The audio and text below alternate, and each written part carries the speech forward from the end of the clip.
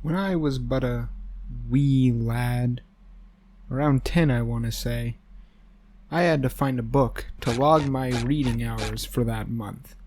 And I wasn't exactly a big reader as a kid, so I immediately went to the graphic novel section. And after browsing for a little while, I spotted the book that would become my next childhood obsession. Right up there with superheroes, Transformers, and Teenage Mutant Ninja Turtles. There on the shelf I spotted Amulet. Oh, and right beside it was Nimona.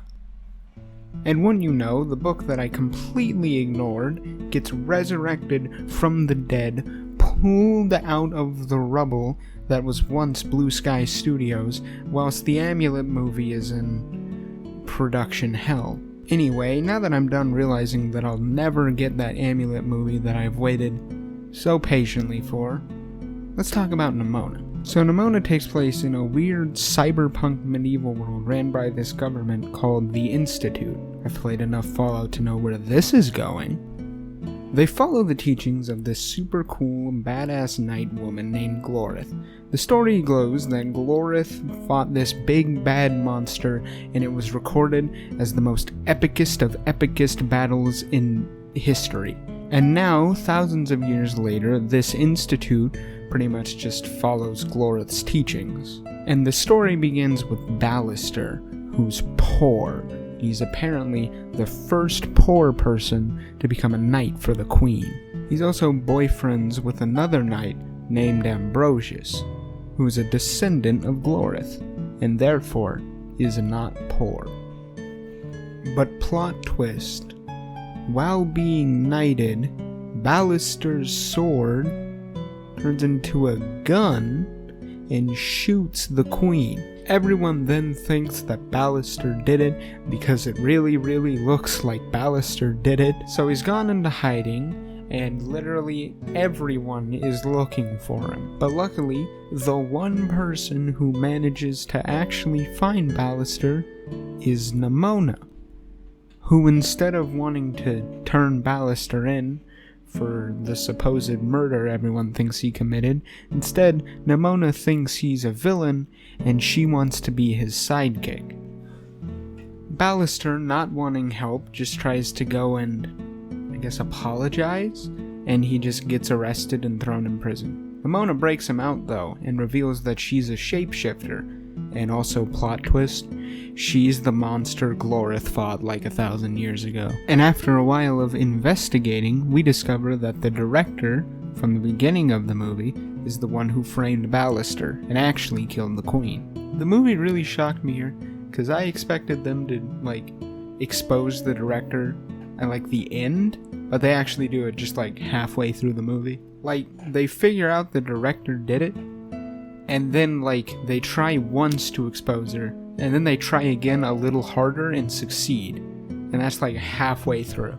And after exposing her by, I shit you not, posting a clip of her confession to YouTube, there's uproar and riots in the streets and people wanting to take down this institute.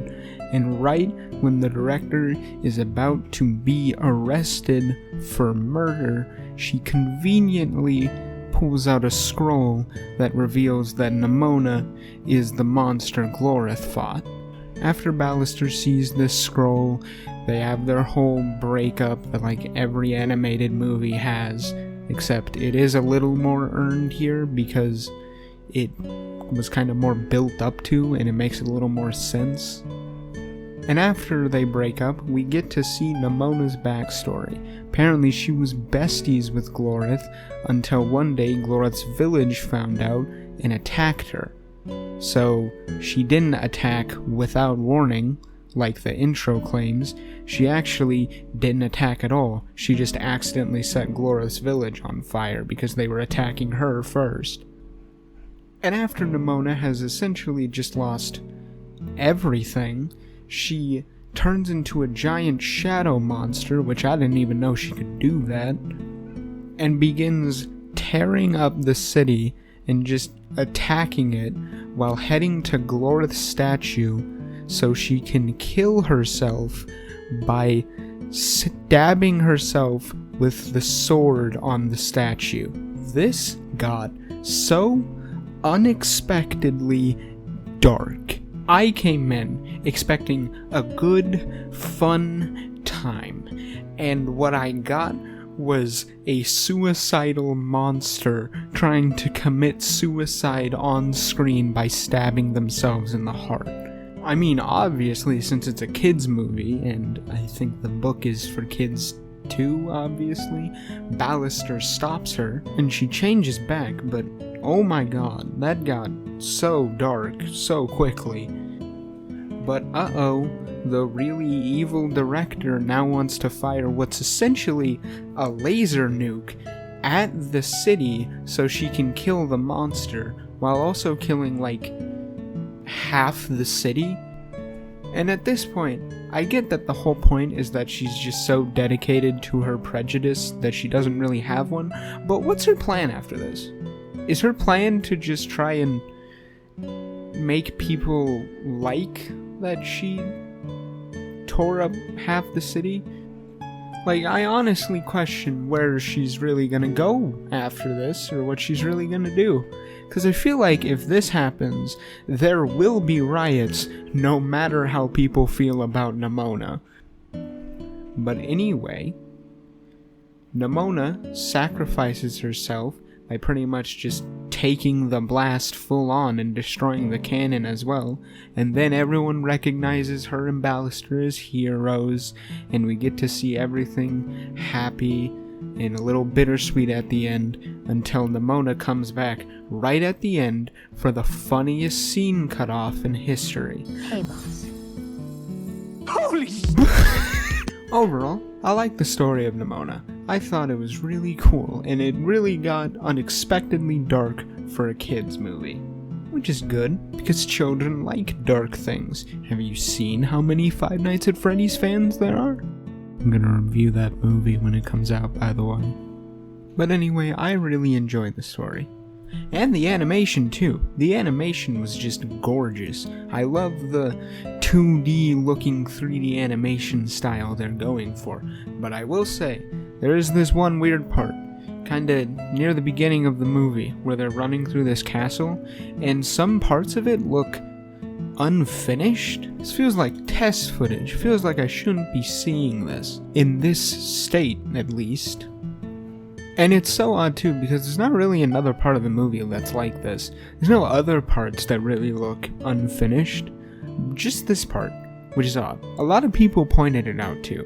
But if you saw one of those tweets just pointing out this one thing, I promise you, rest of the movie looks great. It's just this part. The rest of the movie is gorgeous. It is so stylized and amazing. The characters are just so expressive. They're so animated, and I know that this is a really dumb thing to say when you're talking about an animated movie, but I'm saying it anyway. I am so happy to see all this stylized animation get so popular. Even Disney's doing it now with that Wish movie that's apparently going to have a kind of watercolor stylization to it.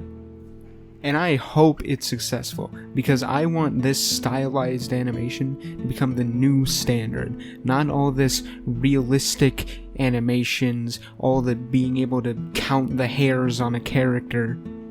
I want style. I want it to be unique. If you want to go for that realistic thing because it fits your movie, that's cool. But if you don't, and you feel like another style would work better, then do that. I saw this pencil test for Encanto, and watching it made me realize, damn, this movie would have been way cooler as a 2D movie. But ranting about animation and Disney and everything, that's a topic for another video. Why don't we get back to the Netflix movie on hand? So anyway, the whole point I was making with that rant is animation in Nimona, very good. Me likey a lot. Now I would like to bring up that the soundtrack for this movie is pretty bonkers sometimes. The standout moment of the absolute silliness of this movie is the part in the movie where they straight up use the Banana Splits theme. Hope you brought milk.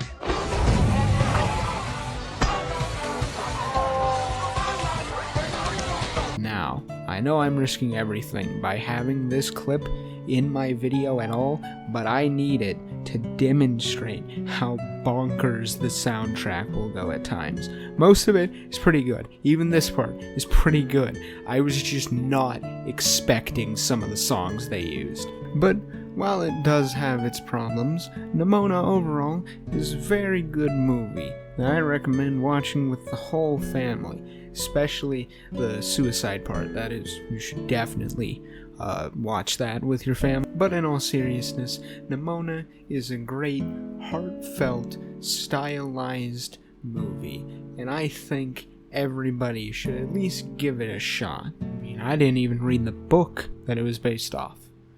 I read Amulet, and that movie is still in production hell. So if you're like me, and you're just a vexed Amulet fan who may be avoiding this movie out of jealousy that it has taken what should rightfully be ours, don't, because it's a good movie. And you're never getting that Amulet movie. So, I think I'm gonna end the video here. If you liked the video, why don't you hit the like button?